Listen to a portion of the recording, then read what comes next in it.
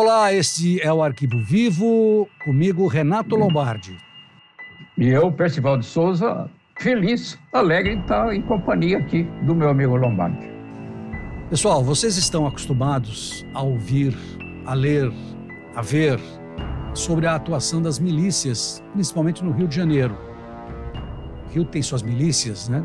Para tudo, para proteção, para droga, para construção de prédios ilegais e por aí vai, né? Venda de gás, cabo-net, gato-net, tudo que você possa imaginar de trambique. Mas a primeira milícia que começou a atuar no país, pouca gente sabe, eu acho que ninguém sabe, vai saber agora, a primeira milícia começou em São Paulo.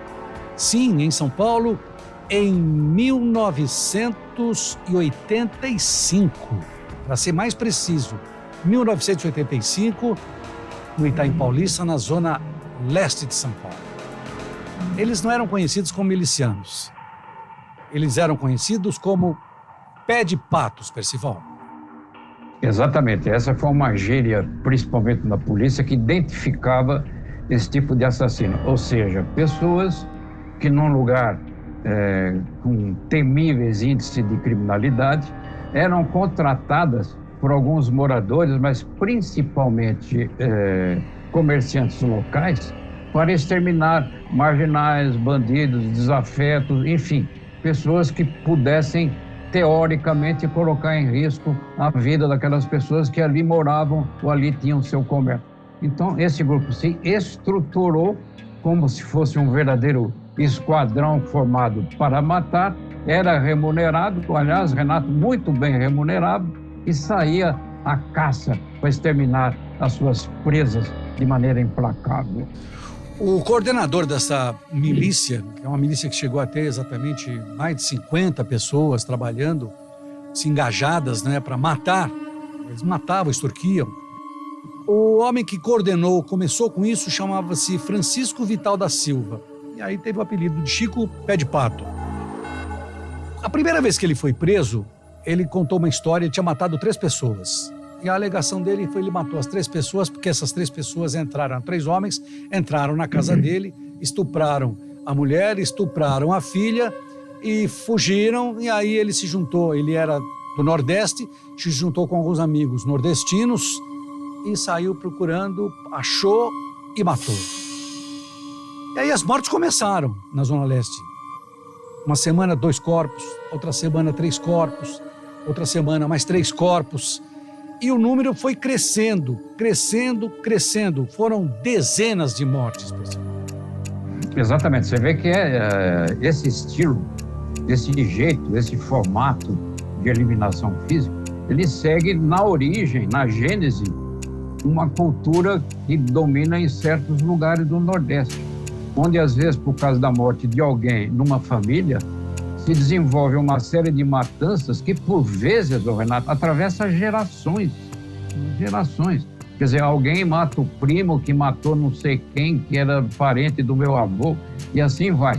E esse pé de pato aí, aliás, curiosamente, que ele estava presente na grande parte, a grande maioria das execuções. E por que pé de pato? Alguém descreveu como ele tendo andar oblíquo, ou seja, ele tinha um caminhar. Ele andava assim, com os pés assim, dessa maneira assim. A origem do pé de pato é essa aqui.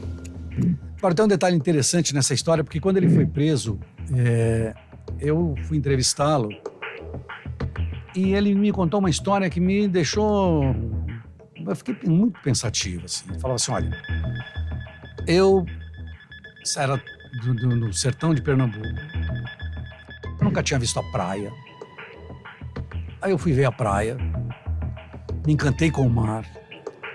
Minha vida estava predestinada para morar na beira da praia, pescar, viver ali de algumas coisas. Mas aí resolvi, um amigo meu me escreveu dizendo, olha, em São Paulo estão construindo muitos prédios, a construção está muito boa, a gente vai ganhar muito dinheiro aqui. Só que tem uma coisa, chove muito aqui, ou então faz muito frio, E aí ele falou assim, resolvi encarar porque eu estava precisando e veio embora para São Paulo.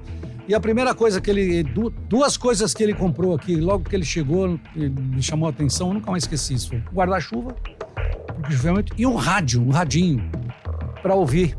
Ele trabalhava num prédio em construção, morava no prédio em construção, no alojamento, e ouvia o rádio. E com o passar do tempo ele comprou uma casa e foi morar no Itaim Paulista. O Itaim Paulista era um bairro muito tranquilo, não sei se até hoje é tranquilo, mas era um bairro tranquilo. Ele morava quase às margens da antiga Central do Brasil, que depois virou Santos a Jundiaí, por aí vai. E ele vivia uma vida até que pacata. Mas essa alegação de que, não sei se ficou na época se conformado que tinham estuprado a família dele, e aí ele virou e saiu matando todo mundo. O que aconteceu? Matava no começo para se vingar e depois acabou juntando um grupo para começar a poder extorquir e trabalhar amando. Exatamente. O Pé de Pato era original de Serra Talhada, não é isso, Renato? Serra Talhada. Então, Serra Talhada, que aliás é a terra-mãe do Virgulino Ferreira, o famoso Lampião. Quer dizer, ele nasceu na cidade do Lampião. Então, aquela cultura do agreste pernambucano permeou muito a formação da personalidade do Pé de Pato. Agora, aqui, com todos esses valores que você resumiu aí muito bem, na hora de dar uma guinada da vida, ele também foi o precursor da tabela de preços para matar, porque isso não existia. Como vai começar a agir em determinada região? Então, conforme o tipo da vítima, conforme o valor cobrado para matá-la. Então, isso aí foi se graduando. Então, você teve vários níveis sociais de eliminação física, conforme a condição social da vítima, conforme o preço que era cobrado para matá-la. Então, Pé de Pato foi precursor desses dois detalhes que marcam a origem das milícias, como você destacou aqui em São Paulo. Agora tem um detalhe, um outro detalhe importante nessa história, que quando ele foi preso, ele foi levado a julgamento, né? Existia aquele clamor de insegurança que existe nos dias de hoje, em todos nós. Hoje nós vemos inseguros, hoje em qualquer lugar desse país, qualquer lugar de São Paulo, do Rio de Janeiro, de outro estado. Existia o clamor da insegurança. Na primeira audiência, no fórum dele, quase 5.000 pessoas apareceram para protestar contra a prisão dele, querendo a liberdade dele. Foi uma coisa impressionante, pessoal. Exatamente. Aliás, isso que você lembrou muito bem, Renato, toma conta da cidade. Quer dizer, o Truman Capote, no romance dele, A Sangue Frio, onde ele descreve o assassinato de uma família toda no interior dos Estados Unidos, Kansas.